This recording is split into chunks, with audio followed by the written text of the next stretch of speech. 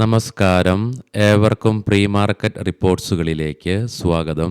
ഇന്ന് ജനുവരി 29, 2026 വ്യാഴം.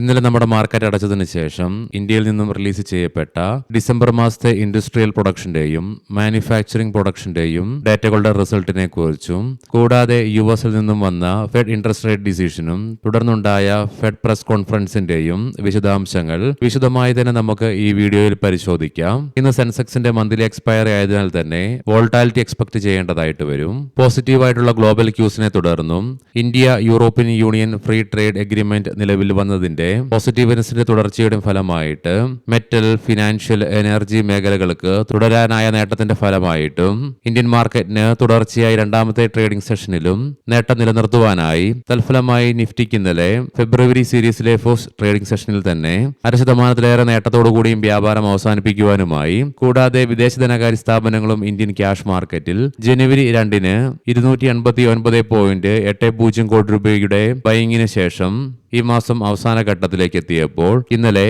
480.26 കോടി രൂപയ്ക്ക് ഇന്ത്യൻ ക്യാഷ് മാർക്കറ്റിൽ ബൈയിങ് നടത്തുന്ന കാഴ്ചയാണ് കാണുവാനായിട്ടും സാധിക്കുക. അതേസമയം ആഭ്യന്തര ധനകാര്യ സ്ഥാപനങ്ങൾ 3360.59 കോടി രൂപയ്ക്ക് ബൈയിങ്ങും തുടരുകയുണ്ടായി. ഇന്നത്തെ നമ്മുടെ മാർക്കറ്റിലേക്ക് സ്പെസിഫിക് ആയിട്ട് വന്നു കഴിയുമ്പോൾ അനലിസ്റ്റുകളുടെയും എക്സ്പേർട്ടുകളുടെ അഭിപ്രായ പ്രകാരം ഇനി നിഫ്റ്റിക്ക് മുന്നോട്ടൊരു പ്രയാണം സാധ്യമാകണമെങ്കിൽ നിഫ്റ്റിയുടെ 200-ഡേ മൂവിംഗ് ആവറേജ് ആയ 25,160 എന്ന ലെവലിന് മുകളിലായിട്ട് നിലനിന്നുകൊണ്ട് തുടർന്ന് 25,450, 25,500 എന്നീ ലെവലുകൾ അതിശക്തമായി മറികടന്നുകൊണ്ട് ഈ ലെവലുകൾക്ക് മുകളിലായിട്ട് നിലനിന്നെങ്കിൽ മാത്രമേ മുന്നോട്ടൊരു പ്രയാണം സാധ്യമാവുകയുമുള്ളൂ. ഇനി അതേസമയം ഒരു ഫോൾ ഉണ്ടായി നിഫ്റ്റിക്ക് 25,160 എന്ന ലെവൽ ഡൗൺ സൈഡിലേക്ക് ബ്രേക്ക് ചെയ്യേണ്ടി വന്നു കഴിഞ്ഞാൽ കഴിഞ്ഞ ദിവസങ്ങളിൽ സംഭവിച്ച പോലെ ഒരുപക്ഷെ 24,900 എന്ന ലെവലിലേക്കും നിഫ്റ്റി എത്തിപ്പെട്ടേക്കാം. പ്രത്യേകം ശ്രദ്ധിക്കുക, ഇത് ട്രേഡ് റെക്കമെൻഡേഷൻ അല്ല, അനലിസ്റ്റുകളുടെയും എക്സ്പേർട്ടുകളുടെ അഭിപ്രായങ്ങൾ മാത്രമാണ്. എഡ്യൂക്കേഷൻ പർപ്പസിനു വേണ്ടിയിട്ടാണ് ഈ ലെവലുകൾ വിശദീകരിക്കുകയും ഉണ്ടായത്. ITC, Tata Motors, Swiggy, REC, 197 Communications അഥവാ Paytm, Canara Bank, Colgate Palmolive, Adani Power തുടങ്ങി ഒത്തിരിയേറെ പ്രധാനപ്പെട്ട കമ്പനികൾ അവയുടെ Q3 ഏർണിംഗ്സിന്റെ റിസൾട്ടുമായിട്ട് റിലീസിനായിട്ട് ഇന്ന് ലൈനപ്പ് ചെയ്തിട്ടുണ്ട്. കമ്പനികളുടെ വിശദാംശങ്ങൾ ടെലഗ്രാം ഗ്രൂപ്പിൽ വിശദമായി തന്നെ ഷെയർ ചെയ്യാം. ടെലഗ്രാം ഗ്രൂപ്പിൽ ജോയിൻ ചെയ്യുവാൻ ആഗ്രഹിക്കുന്നവർക്ക് കമന്റ് ബോക്സിൽ ഫസ്റ്റ് കമന്റ് ആയിട്ട് തന്നെ ഗ്രൂപ്പിന്റെ ലിങ്കും ഷെയർ ചെയ്തിട്ടുണ്ട്. അതിൽ ക്ലിക്ക് ചെയ്തുകൊണ്ട് ഗ്രൂപ്പിൽ ജോയിൻ ചെയ്യാവുന്നതുമാണ്. ഇന്നലെ നമ്മുടെ മാർക്കറ്റ് അടച്ചതിന് ശേഷം ഇന്ത്യയിൽ നിന്നും റിലീസ് ചെയ്യപ്പെട്ട ഡിസംബർ മാസത്തെ ഇന്ത്യയിലെ ഇൻഡസ്ട്രിയൽ ഔട്ട്പുട്ട് 2 വർഷത്തെ ഏറ്റവും ഉയർന്ന നിലയിലായിട്ട് അഥവാ 26 മാസങ്ങളിലെ ഏറ്റവും ഉയർന്ന നിലയിലായിട്ട് 7.8% റിപ്പോർട്ട് ചെയ്യുകയും ഉണ്ടായത്. കൂടാതെ അതേസമയം തന്നെ റിലീസ് ചെയ്യപ്പെട്ട ഡിസംബർ മാസത്തെ മാനുഫാക്ചറിംഗ് പ്രൊഡക്ഷൻ ഡാറ്റയിലും 8.1% വളർച്ചയാണ് റിപ്പോർട്ട് ചെയ്യുകയും ഉണ്ടായത്. ഇന്ന് ഇന്ത്യയിൽ നിന്നും പ്രധാനപ്പെട്ട മാക്രോ ഇക്കണോമിക് ഡാറ്റകളുടെ റിലീസ് ഒന്നും തന്നെ ഇല്ല. ഇന്നലെ നമ്മുടെ മാർക്കറ്റ് അടച്ചതിന് ശേഷം ഗ്ലോബൽ മാർക്കറ്റും ഇന്ത്യൻ മാർക്കറ്റും ഒരേപോലെ കാത്തിരുന്നതായിരുന്നു യുഎസിൽ നിന്നും ഫെഡിന്റെ ഭാഗത്തു നിന്ന് വരാൻ വേണ്ടി പോകുന്ന ഫെഡ് ഇൻട്രസ്റ്റ് റേറ്റ് ഡിസിഷനും ഫെഡ് പ്രസ് കോൺഫറൻസും. അതിൽ ഈ വർഷത്തിലെ ഫസ്റ്റ് ഫെഡ് മോണിറ്ററി പോളിസിയുടെ ഭാഗമായിട്ട് യുഎസിൽ നിന്നും അനലിസ്റ്റുകളും എക്സ്പേർട്ടുകളും മാർക്കറ്റും എക്സ്പെക്ട് ചെയ്തതുപോലെ തന്നെ 3.5%-നും 3.75%-നും ഇടയിലായിട്ട് ഇൻട്രസ്റ്റ് റേറ്റ് സ്റ്റഡി ആയിട്ടാണ് ഫെഡ് നിലനിർത്തുകയും ഉണ്ടായത്. തുടർന്ന് വന്ന ഫെഡ് കോൺഫറൻസിന്റെ ഭാഗമായിട്ട് ഫെഡ് ചെയർമാൻ ജെറോം പവലിന്റെ ഭാഗത്തു നിന്നും യുഎസിന്റെ സമ്പദ് വ്യവസ്ഥ ഉറച്ച അടിത്തറയിലാണെന്നും മാത്രമല്ല നിലവിലെ നിരക്ക് നിലവാരം നിയന്ത്രണാതീതമല്ലെന്നും അദ്ദേഹം അഭിപ്രായപ്പെടുകയുണ്ടായി. ഇന്നത്തെ പ്രധാനപ്പെട്ട ഗ്ലോബൽ ഇവന്റിൽ രാവിലെ 10:00 ജപ്പാനിൽ നിന്നും ജനുവരി മാസത്തെ കൺസ്യൂമർ കോൺഫിഡൻസ് ഡാറ്റയുടെ റിലീസ് ഉണ്ട്. ലീഡിംഗ് ആയ ADR സ്റ്റോക്സിൽ HDFC ബാങ്ക് ADRന് 0.5%-അടുത്തും ICICI ബാങ്ക് ADRന് 0.5%-ലേറെയും നഷ്ടത്തോടുകൂടി വ്യാപാരം അവസാനിപ്പിക്കേണ്ടി വന്നപ്പോൾ ഇൻഫോസിസ് ADRന് 1.25%-ന്റെയും വിപ്രോ ADRന് 2.5%-ലേറെയും നഷ്ടത്തോടുകൂടി തന്നെ വ്യാപാരം അവസാനിപ്പിക്കേണ്ടി വന്നു. അതേസമയം ആക്സിസ് ബാങ്ക് ADRന് 2.60% ഡോക്ടർ റെഡ്ഡീസ് ADRന് 2.84% നഷ്ടത്തോടുകൂടി തന്നെ വ്യാപാരം അവസാനിപ്പിക്കേണ്ടതായിട്ടും വരികയുണ്ടായി. ഇനി നമുക്ക് ഗ്ലോബൽ മാർക്കറ്റുകൾ പരിശോധിക്കാം. ഇന്നലെ US മാർക്കറ്റിൽ ഗ്യാപ്പ് അപ്പ് ഓപ്പണിംഗിനെ തുടർന്ന് S&P 500-ന് 7000 എന്ന സൈക്കോളജിക്കൽ ലെവൽ മറികടന്നുകൊണ്ട് ഫ്രഷ് റെക്കോർഡ് ഹൈ ക്രിയേറ്റ് ചെയ്യാനും സാധിച്ചു. എങ്കിലും ഇന്ന് ആപ്പിളിന്റെ ക്വാർട്ടർലി ഏർണിംഗ്സ് വരുന്നതിന് മുന്നോടിയായിട്ടും കൂടാതെ കൂടാതെ അടുത്ത ദിവസങ്ങളിൽ ജയന്റ് സ്റ്റോക്കുകളായ മൈക്രോസോഫ്റ്റ്, ടെസ്ല, മെറ്റ പ്ലാറ്റ്ഫോംസ് തുടങ്ങിയ ഹെവി വെയ്റ്റ് സ്റ്റോക്കുകളുടെ ക്വാർട്ടർലി ഏർണിംഗ്സ് വരുന്നതിന് മുന്നോടിയായിട്ട് ഫ്ലാറ്റ് ആയിട്ടാണെങ്കിലും നേരിയ നഷ്ടത്തോടുകൂടി തന്നെ വ്യാപാരം അവസാനിപ്പിക്കേണ്ടതായിട്ടും വന്നു. അതേസമയം നാസ്ഡാക്കിന് 0.5% നേട്ടത്തോടുകൂടിയും വ്യാപാരം അവസാനിപ്പിക്കുവാനുമായി. യൂറോപ്യൻ മാർക്കറ്റ്സിൽ UK മാർക്കറ്റിന് 0.5%-ലേറെയും ഫ്രാൻസ് മാർക്കറ്റിന് 1%-ലേറെയും നഷ്ടത്തോടുകൂടി വ്യാപാരം അവസാനിപ്പിക്കേണ്ടി വന്നപ്പോൾ ജർമ്മൻ മാർക്കറ്റിനും 0.5%-ലേറെ നഷ്ടം നേരിടേണ്ടതായിട്ടും വരികയുണ്ടായി. നിലവിലെ ഗിഫ്റ്റ് നിഫ്റ്റിയുടെ ഇൻഡിക്കേഷൻ പ്രകാരം സ്ലൈറ്റ്ലി നെഗറ്റീവായിട്ടുള്ള ഒരു ഓപ്പണിംഗ് ആണ് ഇന്ന് നമ്മുടെ മാർക്കറ്റിൽ എക്സ്പെക്ട് ചെയ്യുവാനായിട്ട് സാധിക്കുക. ഏഷ്യൻ മാർക്കറ്റ്സിലേക്ക് വരുമ്പോൾ ജപ്പാൻ മാർക്കറ്റ് 0.5%-ഓളം നേട്ടത്തിലാണ് ഇന്ന് വ്യാപാരം ആരംഭിച്ചിട്ടുള്ളത്. അതേസമയം കൊറിയൻ മാർക്കറ്റ് 0.5%-നടുത്തോടു കൂടിയിട്ടുമാണ് വ്യാപാരം ആരംഭിച്ചിരിക്കുന്നതും. കൊമോഡിറ്റിയിലേക്ക് വരുമ്പോൾ ബ്രെന്റ് ക്രൂഡിന്റെയും ക്രൂഡ് ഓയിലിന്റെയും വിലയിൽ 0.25%-നടുത്ത് ഉയർച്ച അനുഭവപ്പെടുമ്പോൾ ഗോൾഡിന്റെ വില ഇന്നലെ നമ്മുടെ മാർക്കറ്റ് അടച്ചതിന് ശേഷം അതിശക്തമായ ഉയർച്ച രേഖപ്പെടുത്തിക്കൊണ്ട് 5600 എന്ന സൈക്കോളജിക്കൽ ലെവലും മറികടക്കുകയുണ്ടായി. ബ്രെന്റ് ക്രൂഡിന്റെ വില $68.87 പെർ ബാരൽ എന്ന നിലയിലായിട്ടും ക്രൂഡ് ഓയിലിന്റെ വില $63.63 പെർ ബാരൽ എന്ന നിലയിലേക്കും എത്തിച്ചേർന്നു.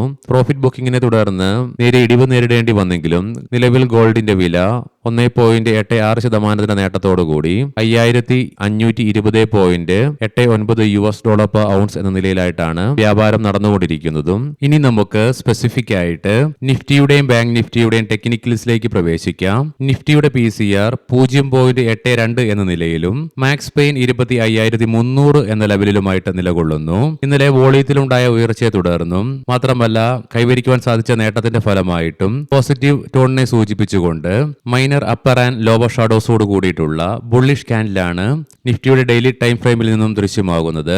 200-ഡേ EMAയ്ക്ക് മുകളിലായിട്ട് ഇന്നലെയും തുടരുവാൻ സാധിച്ചെങ്കിലും ബാക്കി എല്ലാ കീ മൂവിംഗ് ആവറേജുകളുടെ താഴെയായിട്ടും വ്യാപാരം അവസാനിപ്പിച്ച് നിലകൊള്ളേണ്ടതായിട്ടും വന്നു നിഫ്റ്റിക്ക്. അതേസമയം RSIയിലും നേരിയ ഉയർച്ച രേഖപ്പെടുത്തിയതിനെ തുടർന്ന് 40.45 എന്ന ലെവലിലേക്കും എത്തിച്ചേർന്നു. വീക്കിലി ഓപ്ഷൻസ് ഡാറ്റ പ്രകാരം 26,000 എന്ന സ്ട്രൈക്കിലാണ് കോൾ സൈഡിലേക്ക് ഏറ്റവും കൂടുതൽ ഓപ്പൺ ഇൻട്രസ്റ്റ് കാണുവാനായിട്ട് സാധിക്കുക. അതേ സ്ട്രൈക്കിൽ തന്നെയാണ് ഏറ്റവും കൂടുതൽ കോൾ റൈറ്റിംഗും നിലവിൽ കാണുന്നത്. 25,000 എന്ന സ്ട്രൈക്കിലാണ് പുട്ട് സൈഡിലേക്ക് ഏറ്റവും കൂടുതൽ ഓപ്പൺ ഇൻട്രസ്റ്റ് കാണുവാൻ സാധിക്കുന്നതെങ്കിലും 25,300 എന്ന സ്ട്രൈക്കിലായിട്ടാണ് ഏറ്റവും കൂടുതൽ പുട്ട് റൈറ്റിംഗ് നിലവിൽ കാണുന്നതും. ബാങ്ക് നിഫ്റ്റിയുടെ PCR 1.1 എന്ന നിലയിലേക്കും മാക്സ് പെയിൻ 60,000 എന്ന ലെവലിലേക്കും എത്തിച്ചേർന്നു. ഹയർ ലെവൽസിൽ ചെറിയ തോതിലുള്ള പ്രഷർ അനുഭവപ്പെടുമ്പോഴും തുടർച്ചയായി 2 ട്രേഡിംഗ് സെഷനിൽ അനുഭവപ്പെട്ട അതിശക്തമായ ഉയർച്ചയുടെ ഫലമായി നിലനിൽക്കുന്ന സ്ട്രോങ് ബൈയിങ്ങിനെ സൂചിപ്പിച്ചുകൊണ്ട് മൈനർ അപ്പർ ഷാഡോയോടും ലോങ് ലോവർ ഷാഡോയോടും കൂടിയിട്ടുള്ള സ്മോൾ ബോഡീഡ് ബുള്ളിഷ് ക്യാൻഡിലാണ് ബാങ്ക് നിഫ്റ്റിയുടെ ഡെയിലി ചാർട്ട്സിൽ നിന്നും ദൃശ്യമാകുന്നത്.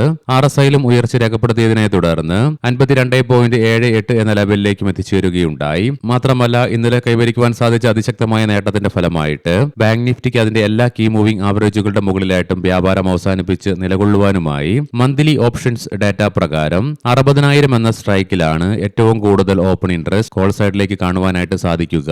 59,500 എന്ന സ്ട്രൈക്കിലാണ് ഏറ്റവും കൂടുതൽ കോൾ റൈറ്റിംഗും നിലവിൽ കാണുന്നത്. പുട്ട് സൈഡിലേക്കും 60,000 എന്ന സ്ട്രൈക്കിലാണ് ഏറ്റവും കൂടുതൽ ഓപ്പൺ ഇൻട്രസ്റ്റ് കാണുവാനായിട്ട് സാധിക്കുന്നതെങ്കിലും 59,000 എന്ന സ്ട്രൈക്കിലാണ് ഏറ്റവും കൂടുതൽ പുട്ട് റൈറ്റിംഗ് നിലവിൽ കാണുന്നതും. ഇനി നമുക്ക് ഇന്നത്തെ പ്രധാനപ്പെട്ട സ്റ്റോക്കിംഗ് ന്യൂസുകൾ പരിശോധിക്കാം. മുൻകൂട്ടി ഓർമ്മിപ്പിച്ചുകൊള്ളട്ടെ, ഇത് ഒരു ബൈ ഓർ സെൽ റെക്കമെൻഡേഷൻ അല്ല. പറയാൻ പോകുന്ന റിസൾട്ടുകളൊക്കെ Q3 consolidated year on year ബേസിസിലാണ്. ലാർസൻ ആൻഡ് ടോബ്രോ പ്രോഫിറ്റിൽ 4% ഇടിവ് രേഖപ്പെടുത്തിയപ്പോൾ റവന്യൂവിൽ 10% വളർച്ചയും രേഖപ്പെടുത്തി. LT ഫുഡ്സ് പ്രോഫിറ്റിൽ 9.8% ഉയർച്ച രേഖപ്പെടുത്തിയപ്പോൾ റവന്യൂവിലും 23% വർധനവും രേഖപ്പെടുത്തി. ക്ലറക്സ് സർവീസസ് പ്രോഫിറ്റിൽ 38.8% ഉയർച്ച രേഖപ്പെടുത്തിയപ്പോൾ റവന്യൂവിലും 25.4% വളർച്ചയും രേഖപ്പെടുത്തി. SBI Cards and Payments Services പ്രോഫിറ്റിൽ 45.2% വളർച്ച രേഖപ്പെടുത്തിയപ്പോൾ റവന്യൂവിൽ 11% വളർച്ചയും രേഖപ്പെടുത്തി. കൊച്ചിൻ ഷിപ്പ്യാർഡ് പ്രോഫിറ്റിൽ 18.3% ഇടിവാണ് റിപ്പോർട്ട് ചെയ്തത്. അതേസമയം റവന്യൂവില് 17.7% വളർച്ചയും രേഖപ്പെടുത്തി. സ്റ്റാർ ഹെൽത്ത് പ്രോഫിറ്റിൽ 40.4% ഇടിവ് രേഖപ്പെടുത്തിയപ്പോൾ ഏൺഡ് നെറ്റ് പ്രീമിയത്തില് 11.9% ഉയർച്ചയും രേഖപ്പെടുത്തി. ഓപ്പറേറ്റിംഗ് പ്രോഫിറ്റ് പ്രോഫിറ്റിലും 54.6% ഇടിവ് രേഖപ്പെടുത്തുകയുമുണ്ടായി. GE വെറോന T&D ഇന്ത്യ പ്രോഫിറ്റിൽ 103.8% വളർച്ച രേഖപ്പെടുത്തിയപ്പോൾ റവന്യൂവിലും 58.4% വളർച്ച രേഖപ്പെടുത്തി. റെയിൽ വികാസ് നിഗം കമ്പനി GPT-യുമായിട്ടുള്ള ജോയിന്റ് വെഞ്ചർ വഴി നോർത്തേൺ റെയിൽവേയുടെ ഭാഗത്ത് നിന്നും 1201.35 കോടി രൂപയുടെ പുതിയ കരാർ കമ്പനിക്ക് ലഭിക്കുകയുണ്ടായി. യൂണിയൻ ബാങ്ക് ഓഫ് ഇന്ത്യ ഫെബ്രുവരി 1 മുതൽ പ്രാബല്യത്തിൽ വരുന്ന തരത്തിൽ ബാങ്കിന്റെ ചീഫ് ഫിനാൻഷ്യൽ ഓഫീസറായി ശ്രീ ധീരേന്ദ്ര ജെയിനെ നിയമിക്കുകയുണ്ടായി.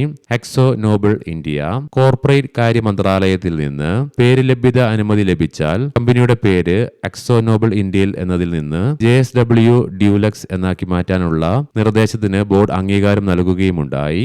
ഏവർക്കും നല്ല ഒരു ട്രേഡിംഗ് ദിനം ആശംസിക്കുന്നു. വൈകുന്നേരം പോസ്റ്റ് മാർക്കറ്റ് റിപ്പോർട്ട്സുമായി കണ്ടുമുട്ടാം. നന്ദി, നമസ്കാരം.